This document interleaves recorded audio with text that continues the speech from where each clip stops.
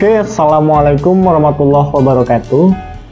Kembali lagi bersama saya Hardi dalam program Apa Cerita.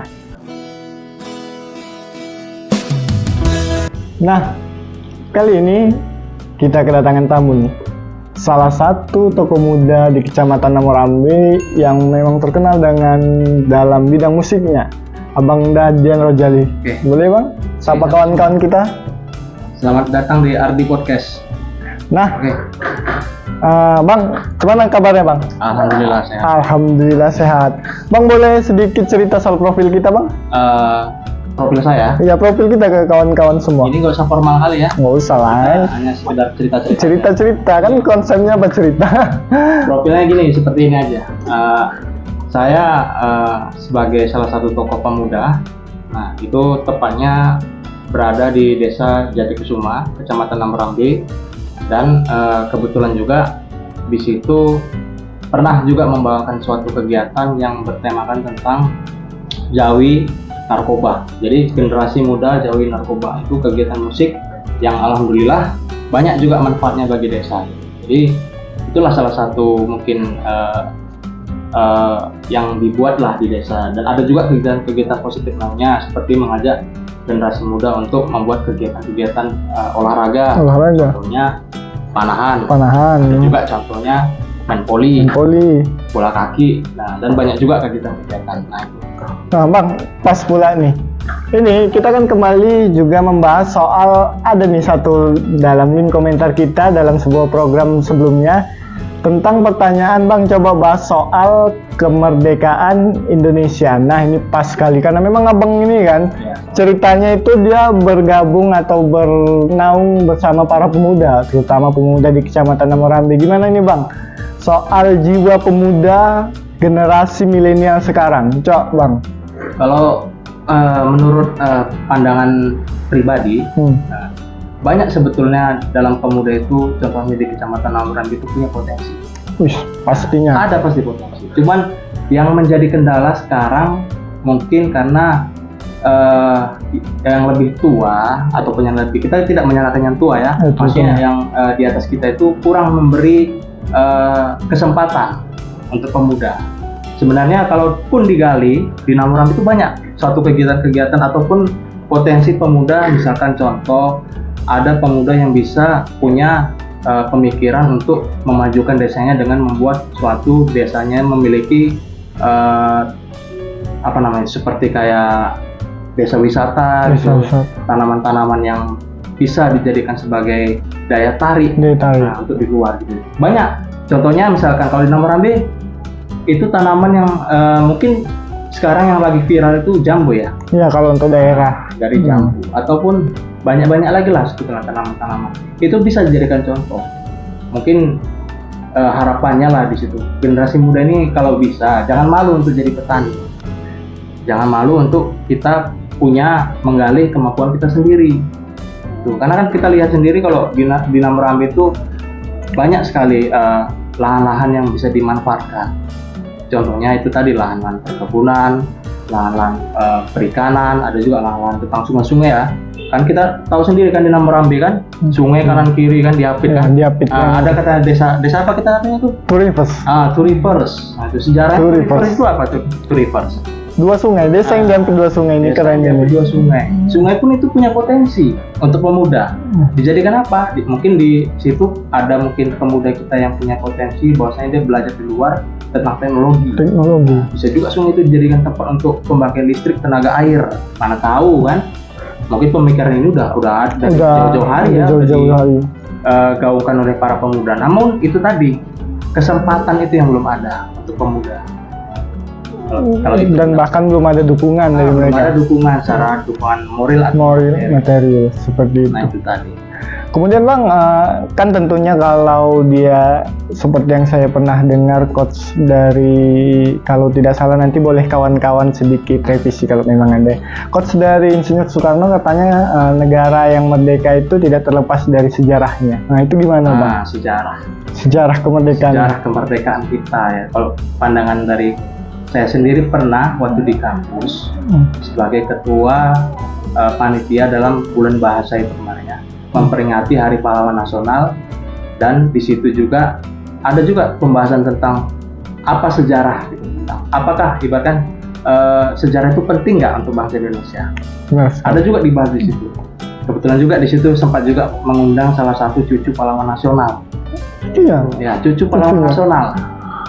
Nah, di kampus saya gitu. Jadi disitulah dibahas tentang, diwawancarai saya dengan salah satu wartawan, lupa saya wartawan apa itu, kan udah 10 tahun yang 10 lalu, tahun yang lalu nih, Udah lama udah lama nih. Nah, Ini jadi ceritanya. ditanya sama wartawan itu, Bang, coba abang jelaskan, abang ketua panitia kan? Iya, saya ketua panitia. Yang ketua panitia. Jadi coba abang jelaskan mengenai penting nggak apa sejarah untuk Indonesia gitu? Apa sejarah itu untuk Indonesia penting nggak? Jadi saya jawab di situ, sejarah untuk Indonesia itu sangat penting. Dan kalau bisa Pak, semua pelajaran yang ada di kurikulum kita itu dipenuhi dengan unsur mengenang sejarah. Karena dalam sejarah itu kita bisa belajar. Nah, kita tahu sendiri bahwasanya Indonesia dijajah dari berapa negara itu? Jepang mungkin atau Belanda gitu ya. Belanda, Belanda, Portugis Jepang, ya. Portugis, Jepang. masuk ke Belanda, baru masuk ke Jepang. Kita ambil contoh aja lah. Kita ambil contoh negara, salah satu contoh. Misalkan Jepang. Jepang. Nah, bagaimana negara Jepang itu? Kenapa negara Jepang bisa lebih maju daripada Indonesia? Nah, itu muncul pertanyaan baru lagi. Itu lagi itu pertanyaan baru. Kenapa di Jepang? Kalau kita lihat pada sejarahnya dulu, kemerdekaan kita, mereka mengalami yang namanya itu peperangan sampai bahwasanya dibom sampai Iya, hancur kotanya. kota Hiroshima dan Kalau nggak salah Nagasaki. ya, Hiroshima dan Nagasaki itu hancur lulusan. Dan di situ kota itu betul-betul udah semacam kayak kota mati. Kota mati. Penduduknya yang nggak terdampak langsung pun bisa kena radiasinya katanya, nuklir. Ya. Nuklir. Nah, bagaimana? Tapi itu tadi pernah saya baca dalam buku artikel, ada sebuah artikel itu. Saya baca bahwasanya apa namanya itu? Pemimpin pada saat itu kalau nggak salah namanya Hirohito ya. Nah, kalau nggak salah Hirohito itu dia menegaskan bahwasanya yang dicari di situ bukan orang-orang yang kaya, bukan jenderal, bukan polisi, bukan pegawai negeri atau apa, tapi yang dicari siapa di situ? Guru. Benar. Bayangkan, guru yang dicari. Jadi terpikirlah dalam benak kita, seharusnya kita berpikir bahwasanya Indonesia ini bisa menjadi negara maju dalam arti pendidikan, sumber daya manusianya yang dicari. Jadi guru itu sebut sumber daya yang paling penting daripada sumber daya alam. Kenapa? Kalau kita bisa menguasai sumber daya manusia, otomatis kita bisa mengembangkan sumber daya alam kita dan kita bisa memanfaatkan sumber daya alam itu menjadi sesuatu yang kembali ke kita sendiri, dampaknya lebih banyak lagi untuk kita. Itu aja. Nah, seperti itu. Ini cukup unik ini, cukup keren. Kenapa? Karena dari penjelasan Bang Dian Rojalini tadi, tentu dia menukil bahkan sampai ke pertanyaan selanjutnya. Ya. Udah merdekakah kita? Kan tentunya sampai ke situ untuk saat ini. Tentunya ini sedikit nambahnya kan. Ini kan kita cakap-cakap ini. Ini kenapa cerita ada posisinya lah. Tentunya kalau kita ngebahas soal itu tadi dari yang pendapat Bang Dian yang memang dibaca dalam suatu artikel, tentunya itu bakal berdampak ke kita sekarang. Kenapa? Karena sekarang seperti halnya seperti yang saya baca tadi, ada nanti link dalam artikelnya bahwasanya hampir saat ini Indonesia itu kesejahteraan guru tentunya masih di bawah rata-rata. Kenapa? Guru yang notabene adalah ujung tombak tentunya ya kan Bang. Tentunya ujung tombak dalam mencerdaskan kehidupan bangsa dan memperbaiki peradaban manusia, tentunya yang bisa memajukan negara Indonesia justru dalam konteks dia gajinya itu di bawah rata-rata. Kenapa? Hal ini berdampak pada kesejahteraannya. Seperti hal yang saya baca tadi dalam sebuah artikel bahwasanya mayoritas itu yang pengguna pinjaman online itu justru guru lah. Itu gimana itu Bang, pendapat Abang itu Bang? Itu agak-agak lucu itu rasa gitu. Itulah mirisnya di Indonesia, negara tercinta kita. Kita tidak boleh juga kita menyalahkan pemerintah. Iya, tentunya. Kita bisa lah introspeksi diri sama-sama.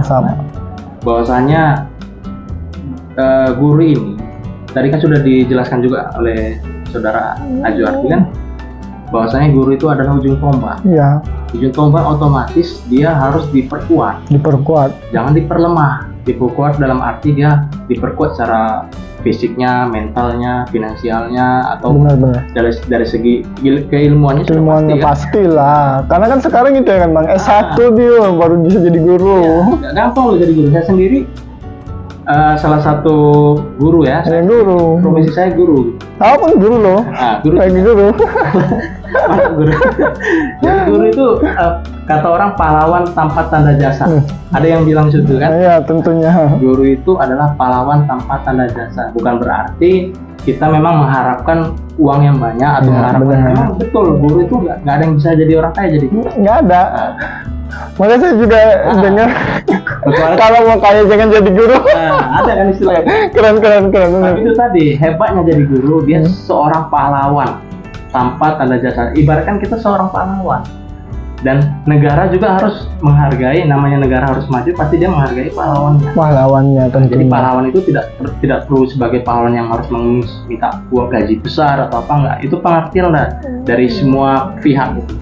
Dari negara, dari masyarakat, dari semua tokoh-tokoh yang punya peranan dalam pendidikan itu saling membantu. Jadi miris juga kalau lihat guru sebagai tadi kan dibahas tentang meminjam online kan, pinjam segala macam. ada juga loh masalahnya yang lain selain itu. Ada juga guru sebagai Gojek. Ya, benar. Jualan. Banyak Sebagai juga. sampingan, justru menjadi sampingan. Pekerjaan sampingan itu. Untuk menutupi kebutuhan-kebutuhan yang diakibatkan ya masih minimnya kesejahteraan bagi para guru itu sendiri. Nah, oke Bang, mungkin itu untuk saat ini Bang. Coba Abang sedikit kasih quotes dulu ke kawan-kawan kita yang jiwa-jiwa milenial ini, generasi-generasi alfa ini, gimana Bang? Tentang apa? Pendidikan. Tentang kemerdekaan Indonesia, motivasi kemerdekaan Oke, kita. Motivasi kemerdekaan. Nah, untuk kita semua ya, ini terlepas dari Ya. saya pribadi, ini untuk kita semua. Nah, kemerdekaan itu bisa kita dapatkan kalau kita mau merubah dari mindset kita sendiri. Kita jangan mengharapkan sesuatu yang ada di luar gitu, tapi apa yang sudah kita berikan untuk hal-hal yang sudah kita berikan di luar. Jadi kalau pandangan saya sendiri, kemerdekaan itu bukan orang lain yang menciptakan, tapi diri kita sendiri.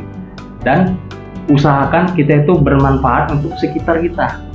Nah, itu usahakan kita harus bermanfaat di sekitar kita, karena saya punya pemikiran dari dulu, mungkin pemikiran saya adalah jangan berusaha mencari kerja, Benar. tapi cobalah kita membuka lapangan kerja.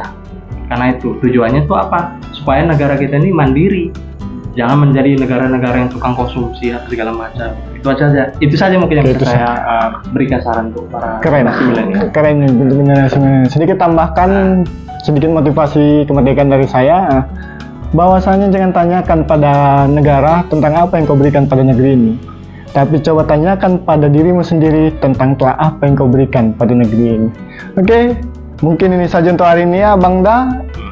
Oke. Kawan, terima kasih waktunya Bang Dian Rojali. Nah, untuk kawan-kawan semua, jika memang kita atau kawan-kawan merasa bahwasanya video ini memberikan motivasi, edukasi dan lain sebagainya, jangan lupa like dan subscribe video ini, kemudian share ke kawan-kawan atau keluarga-keluarga kita lain untuk membantu membangun channel kami ini. Oke, mungkin ini aja untuk hari ini. Lebih dan kurangnya saya mohon maaf. Wallahu a'lam bishawab. Wassalamualaikum warahmatullahi wabarakatuh. Salam merdeka.